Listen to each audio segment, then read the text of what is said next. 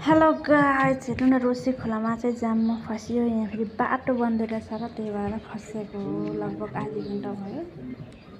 के गर्ने, यति धेरै लामो जाम छ। एम्बुलेन्सको न्युमा सबजना कुदेको हेर्नु, फेरि उल्टो जाममा फस्यो। के गर्न नि भाइलाई। यमुना दिउँसो बाटो बनाउँछ, केही कामै छैन। हेर्नु गाइस, यहाँ कामै छैन। एउटा टिपर अगाडि चलाऊ भने पल्लो गाडी पछाडि आइदियो भने एम्बुलेन्सको न्युमा बल्ल बल्ल जाम खुल्यो। आधी घन्टापछि अब 3 घन्टा रुनु पर्थ्यो अरे भाइ।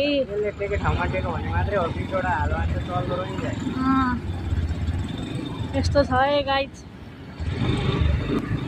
रोसी खोलाको हालत यस्तो छ है।